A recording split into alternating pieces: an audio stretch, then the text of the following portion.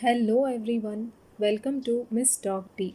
This is Dr. Farheen, General Medicine resident, and today let's discuss ANCA vasculitis.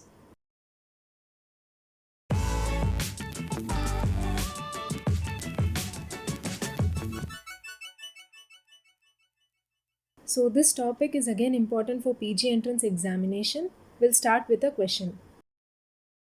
Which of the following is not an ANCA related vasculitis? C. ANCA is associated with which of the following?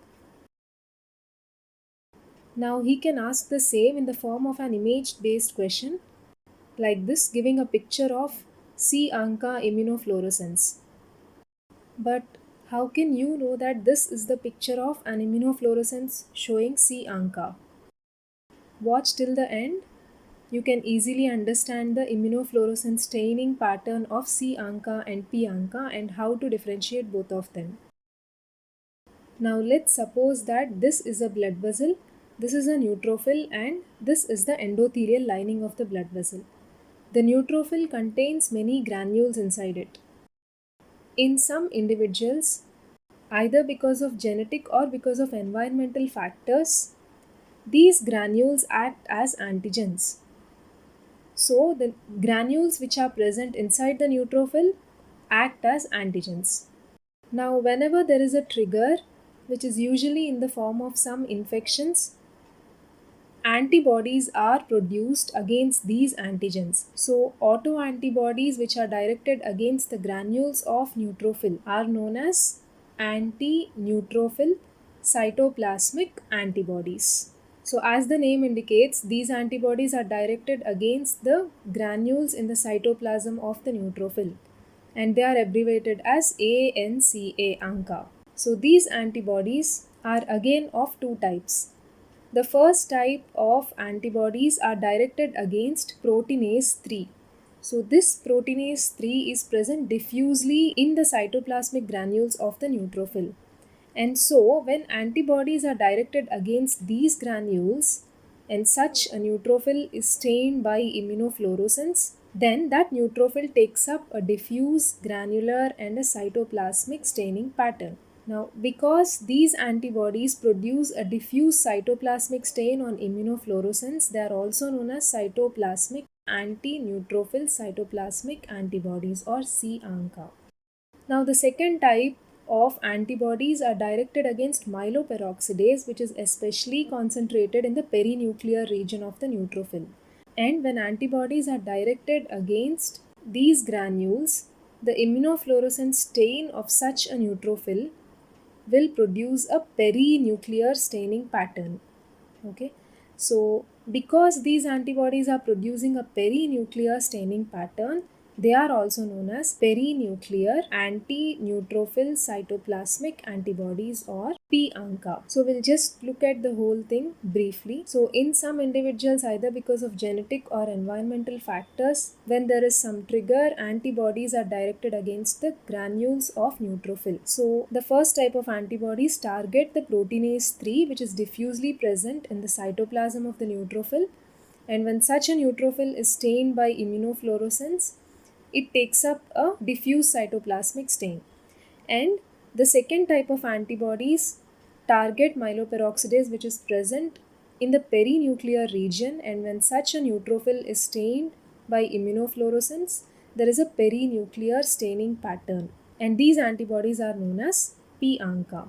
Now, when the antibodies bind to their respective targets in the cytoplasm of the neutrophil, this neutrophil releases certain cytokines which will damage the endothelium as well as the surrounding tissue, thereby leading to vasculitis. So, this is how antibodies directed against the cytoplasmic granules of a neutrophil can cause vasculitic syndromes. Now, let's see, if an image based question is given, then how to diagnose this ANCA immunofluorescence. Suppose these are the two neutrophils, and the first neutrophils on immunofluorescence staining has taken a diffuse cytoplasmic stain, and that is why it indicates c-ANCA. And the second neutrophil has taken up a perinuclear stain on immunofluorescence. And so the stain takes the shape of the nuclear lobes of the neutrophil. So this is how it looks. And this is known as P-ANCA. P stands for perinuclear antineutrophil cytoplasmic antibodies.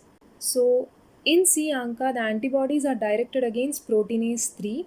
So it is also known as anti-proteinase 3 antibodies. In P-ANCA, the antibodies are directed against myeloperoxidase, and so P-ANCA is also known as anti-myeloperoxidase antibodies. Now let's see the picture. So this is the picture where on immunofluorescence stain of the neutrophil, the entire cytoplasm has taken the stain, but the stain is relatively less in the perinuclear region. So this indicates C-ANCA. Now this is another picture where you can see the stain has taken the shape of the nuclear lobes because it is a perinuclear staining pattern. Now this indicates P-ANCA. So C-ANCA is seen in Wegener's granulomatosis and P-ANCA is seen in Churg-Strauss syndrome and microscopic polyangiitis. So this is how you can diagnose if it is C-ANCA or P-ANCA if an image-based question is given. Now let's get back to the question. So which of the following is not an ANCA-positive vasculitis? So Churg-Strauss syndrome is associated with P-ANCA, Wegener's granulomatosis is associated with C-ANCA, and microscopic polyangiitis is associated with P-ANCA. So microscopic PAN, that is polyarthritis nodosa, is not associated with ANCA. So polyarthritis nodosa is also a vasculitic syndrome which is because of immune complex deposition. So it is not mediated by ANCA. The other three are ANCA mediated vasculitic syndromes. Now the second question, C-ANCA is associated with. So Churg-Strauss syndrome is associated with P-ANCA, microscopic polyangiitis is associated with P-ANCA, and Wegener's granulomatosis is associated with C-ANCA. Polyarthritis nodosa is not an ANCA-mediated vasculitis. So like I already said, polyarthritis nodosa is an immune complex mediated vasculitis. Now coming to the picture, so here you can see that the immunofluorescence stain is taken up by the cytoplasm, but relatively the stain is less in the perinuclear region. So the picture given indicates C-ANCA. So C-ANCA is associated with Wegener's granulomatosis. And this is the whole topic in brief. Just remember this picture. These ANCA-related syndromes, that is Wegener's granulomatosis and Churg-Strauss, we'll discuss it in our upcoming videos. So that's all for today. Thanks for watching. Hope you liked it. Let's meet again with another new topic. Till then, just take care, be happy and stay safe.